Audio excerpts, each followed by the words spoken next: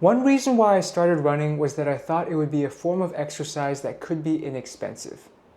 Little did I know that in a couple years' time, I would be measuring my paycheck in the number of shoes I could tolerate buying within any given pay period. It is absurd to me that running shoes these days can cost $300. Even when on sale, you'll be hard-pressed to find carbon-plated racers for less than $150, which is crazy. We are talking plastic here. So here is my hack. Buy your running shoes used. In the last year, I have started doing this, and while I may still be hemorrhaging cash into a hobby that I am painfully mediocre at least I've metaphorically stopped the bleeding just a little bit. Now you may have the reaction, William, buy my shoes used? That sounds a little sketch. And you know what? You're totally right. That's how I thought about it too. But after trying it out a bit, here's some of my thoughts. Now my first thought is you can completely avoid my pitfall of running shoe-induced crippling debt with one simple method. Don't be like me and spend money as if I'm the Crown Prince of Saudi Arabia. Just run with the classic 1 or 2 pairs of shoes. The problem with this method is that 1 or 2 pairs of shoes is not quite as fun as unreasonably many pairs of shoes. I like giving my feet a taste of diversity in amount of foam, in the permeability of outsole, in the rigidity of the carbon plate. So the cost of my vice for absolute sneakerheadism is going to be spending some amount of money. Now, how do I make this money less than if I were spending new? Buying used. So buying used comes in a 2-part plan. The first part is the painful part, figuring out what kind of shoe you like. Now for this, inevitably, you will probably go through some pairs of new shoes, and the way that I did this was to try to get them on sale, but even then, again, shoes are mad expensive. I found out that pairs of shoes like these, for example, the New Balance Vongos, are not a pair of shoe that my feet enjoy. On the other hand, these shoes, Puma Mag Max, are shoes that are quite comfortable.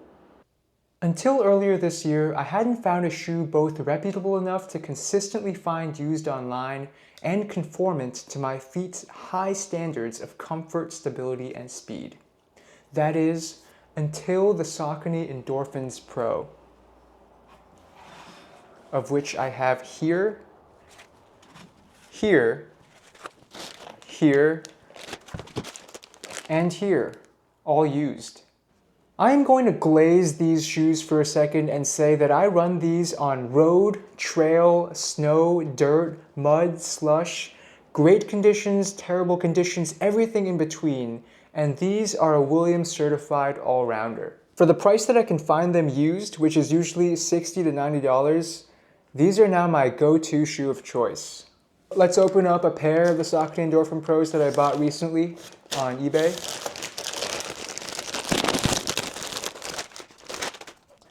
Okay, and actually this is something to watch out for because this is an older version. I believe the ones I had here are the 3s or the 4s, and this is either the 2s or the 1s.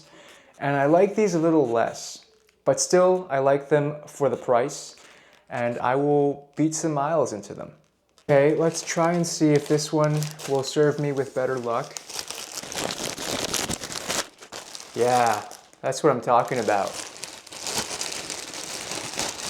So from a retail price of $280, I am getting these used for roughly 4x cheaper. And while they do come in, a little bit of worn condition, they are, in my mind and my experience, perfectly good for hundreds of miles, which would otherwise be left unclaimed. So nowadays, all I go do is go online to eBay and type in Saucony Endorphin Pro size 11 and check that search every now and then whenever I'm feeling like I need some pop in my legs. And this gives me that pop.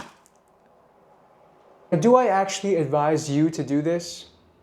No, I advise you to avoid crippling debt.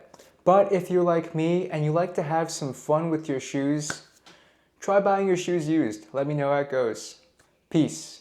Thanks for watching.